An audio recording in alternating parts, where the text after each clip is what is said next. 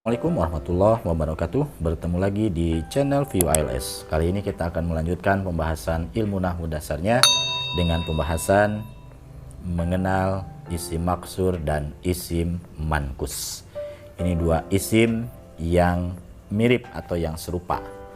Nah, bagi teman-teman yang mempunyai buku Al-Muyassarnya bisa dibuka di halaman 9 dan halaman 10.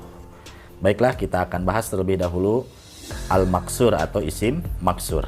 Nah, secara definisi, al-maksuru huwa kullus min mu'rabin akhiruhu alifun lazimatun. Maksur adalah setiap isim mu'rab yang di akhirnya ada alif lazimah.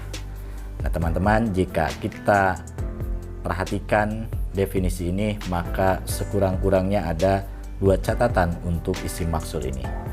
Satu, bahwa isim maksur itu adalah isim mu'rab, harus isim mu'rab. Nah, apa itu isim mu'rab? Nanti insya Allah kita akan bahas di video selanjutnya. Tapi sebagai pengenalan, nah, kita ulas dulu. Isim mu'rab itu adalah isim yang mengalami perubahan di akhirnya. Sebagai contoh, lafad muslimun, ya, satu waktu bisa dibaca musliman, satu waktu bisa dibaca muslimin. Ini mengalami perubahan harokat ya di akhirnya kalimat tersebut. Itu adalah isim mu'rab.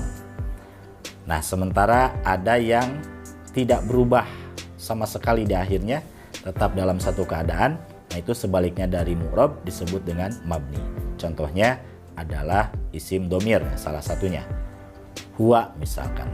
Ya, huwa itu selamanya dia harokatnya akan seperti itu atau keadaan di akhirnya akan seperti itu, tidak akan berubah, tidak akan menjadi huwu ataupun hui. Nah, itu sebaliknya dari mu'rab. Nah, maksur ini haruslah isim yang mengalami perubahan di akhirnya atau disebut dengan isim mu'rab. Kemudian poin yang kedua, bahwa isim maksur itu di akhirnya mestilah alif lazimah. Nah, apa itu alif lazimah? Alif lazimah itu bisa dikata bahwa alif yang tetap ya, ada pada isim tersebut di akhirnya.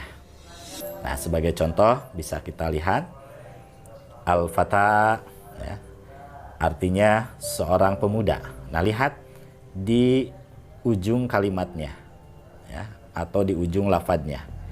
Ini ada huruf alif ya dengan tulisan seperti ini, seperti huruf ya. Nanti untuk membedakan dengan ya, kalau alif itu tidak bertitik ya. Kalau ya nanti dia bertitik. Nah, kemudian contoh berikutnya al-wusto ya, artinya tengah-tengah. Al-mustafa artinya yang terpilih. Al-huda artinya petunjuk. Kemudian Musa artinya Musa ya, nama nabi. Kemudian Isa, Nabi Isa. Lalu al-asa artinya tongkat. Nah, untuk alifnya secara penulisan ini boleh atau bisa berupa alif seperti ini ya. Atau lebih jelasnya kalau nggak disambung mirip sekali dengan ya. Ya, boleh dengan alif seperti ini ataupun dengan alif biasa seperti di lafadz al-aso ini. Ini jadi masalah ya, baik yang alif ditulisnya seperti ya ataupun dengan alif seperti biasa. Jika itu memang akhir dari kalimat tersebut atau dari lafadz tersebut, itu dinamai dengan alif lazimah.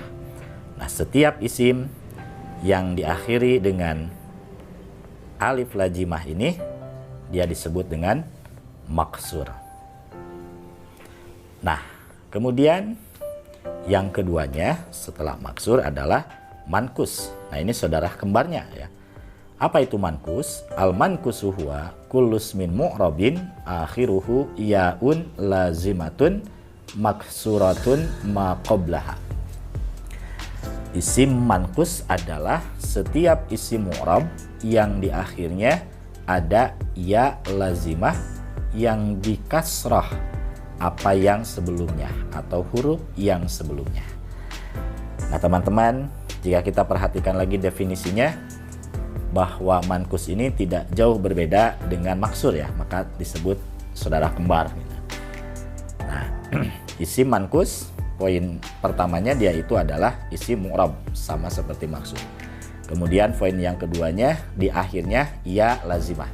Nah, ini yang membedakan dengan maksur. Kalau maksur alif lazimah, kalau mankus dia itu ya lazimah, ya yang tetap. Nah, yang di kasroh apa yang sebelumnya atau huruf sebelum ya itu. Contohnya al-hadi. Nah, di sini ujungnya iya kan? Al-hadi ujungnya iya. Ini bermakna pemberi petunjuk.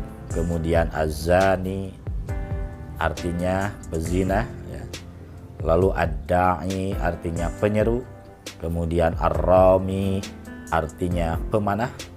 Al-qadi artinya hakim ya. Kemudian an-nahi artinya yang melarang. Nah, itu jika kita simak ya, atau kita perhatikan lafaz-lafaz tersebut, ujungnya itu semuanya ya, ya yang tetap dalam kalimat tersebut.